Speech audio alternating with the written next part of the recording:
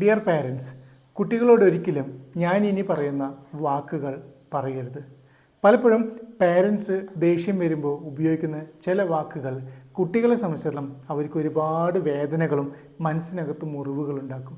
ആ മുറിവുകൾ പിന്നീട് പാരൻസും കുട്ടികളും തമ്മിലുള്ള ഡിസ്റ്റൻസ് വർദ്ധിപ്പിക്കും.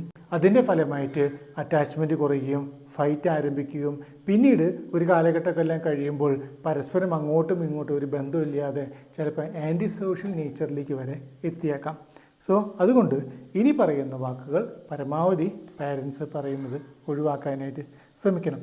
മിക്ക വീടുകളിലും ഈ കമ്പാരിസൺ എന്ന് പറയുന്നത് പൊതുവെ കണ്ടുവരുന്നുണ്ട്. ഇപ്പോൾ ഫോർ എക്സാമ്പിൾ ഇപ്പോൾ മൂത്ത കുട്ടിയാണ് എന്തെങ്കിലും കുറച്ച് ദേഷ്യം കാണിക്കുന്നുണ്ടെങ്കിൽ നിനക്കെന്താ രണ്ടാമത്തെ ആളെ ഇപ്പോൾ ആയിക്കൂടെ, അവരെന്ത് മിടുക്കന്മാരാണ്, നീ എന്താണ് ഇങ്ങനെ, ആ രീതിയിൽ കമ്പയർ ചെയ്തുകൊണ്ടുള്ള സംസാരിക്കുന്ന പരിപാടി എത്രയും പെട്ടെന്ന് പാരൻസ് അവസാനിപ്പിക്കുക. കാരണം മൂത്ത കുട്ടിയെ പോലെ മൂത്ത കുട്ടി മാത്രമേ ഉള്ളൂ, രണ്ടാമത്തെ കുഞ്ഞിൻ്റെ തലച്ചോറ് വേറെയാണ്, പേഴ്സണാലിറ്റി വേറെയാണ്, മൂന്നാമത്തെ ആളും വേറെയാണ്. എല്ലാവരും യുണീക്കാണ്. അതുകൊണ്ട് ഒരിക്കലും കമ്പയർ ചെയ്യരുത്. രണ്ടാമത്തത് ബാഡ് വേർഡ്സുകൾ, പ്രത്യേകിച്ച് മണ്ടൻ, പൊട്ടൻ, കഴുത, അങ്ങനെയുള്ള ബാഡ് വേർഡ്സുകളൊക്കെ. ആക്ച്വലി ഇത് ബാഡ് വേർഡ്സ് ആണോ എന്ന് ചോദിച്ചു കഴിഞ്ഞാൽ അല്ല. പക്ഷേ സ്വന്തം പേരൻസ് സ്വന്തം മക്കളോട് അവരുടെ മുൻപിൽ വെച്ചോ മറ്റൊരാളുടെ പ്രസൻസിൽ വെച്ചിട്ടോ ഒക്കെ എല്ലാം ഇതുപോലുള്ള വാക്കുകൾ ഉപയോഗിക്കുമ്പോൾ തീർച്ചയായിട്ടും ഏതൊരു കുട്ടിക്കും ഹേർട്ട് ചെയ്യും. അങ്ങനെ ഹേർട്ട് ചെയ്യുമ്പോൾ സ്വാഭാവികമായിട്ടും കുട്ടികൾക്കതൊരു ഇൻസൾട്ടേഷനാണ്. കുട്ടികൾക്കത് ഇൻസൾട്ടേഷൻ ആയിക്കഴിഞ്ഞാൽ അത് പാരൻസിൽ നിന്ന് അകന്നു പോകാനാണ് സാധ്യത. അതുകൊണ്ട് ഇതുപോലെയുള്ള വാക്കുകൾ ഒരിക്കലും ഉപയോഗിക്കരുത്. അതുകൂടാതെ തന്നെ ഇങ്ങനെയുള്ള വാക്കുകൾ ഉപയോഗിക്കുമ്പോൾ സ്വാഭാവികമായിട്ടും അവരുടെ കോൺഫിഡൻസ് ലെവലും കുറയും.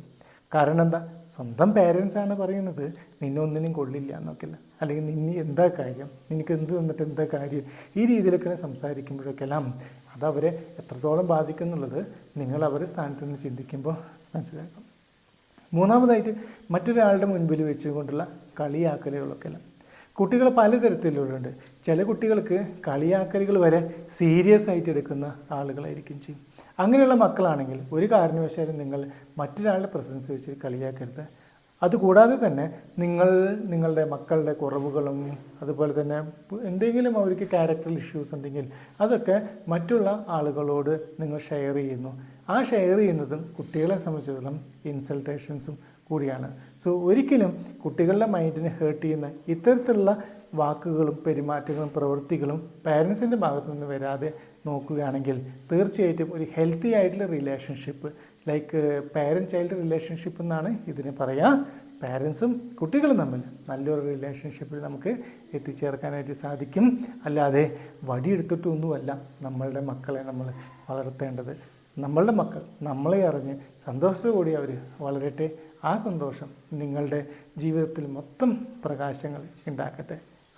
ഈ പറയുന്ന വാക്കുകൾ പരമാവധി നിങ്ങളുടെ ദേഷ്യം വരുമ്പോഴൊക്കെല്ലാം ഉപയോഗിക്കുന്നത് നിയന്ത്രിക്കുവാനായിട്ട് പ്രത്യേകം ശ്രദ്ധ കൊടുക്കേണ്ടതാണ്. Thank you.